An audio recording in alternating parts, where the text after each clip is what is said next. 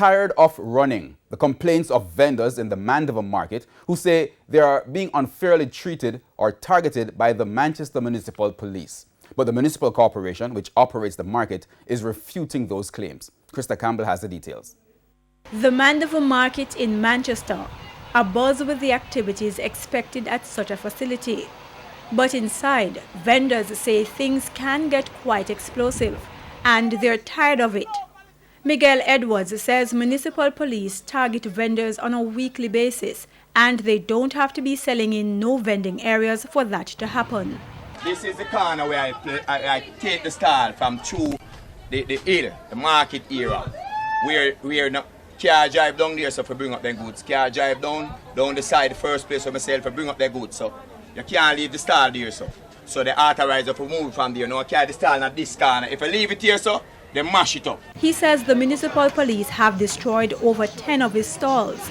Each cost about $9,000 to build. He insists he sells within the market and not on the roadside.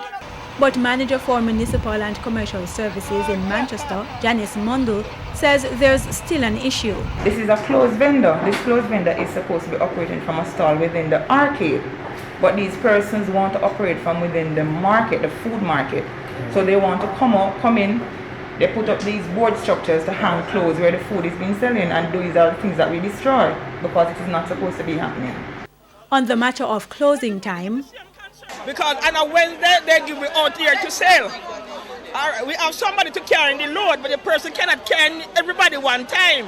Sometimes when them come, they lock the market house. Half of me load out here and half in the market house. If he even start to pack up from 5 o'clock and he start to work from 5, by 6 o'clock he can't carry everybody.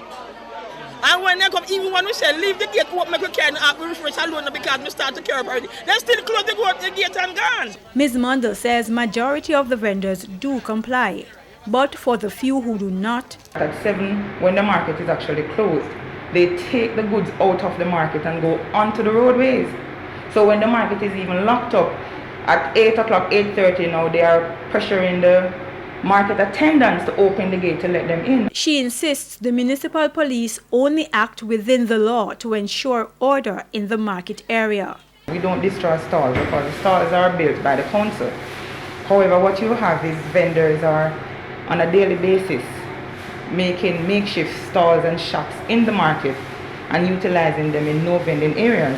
For example, a driveway to the market that is supposed to be kept clear, vendors are building stalls and shops, and those are the things that are destroyed. They are told to move it. If they refuse to, then we will take it down because it's not a part of the infrastructure in the market. Meanwhile, another vendor is suggesting that the municipal corporation allows vendors to use an additional space he says is underutilized.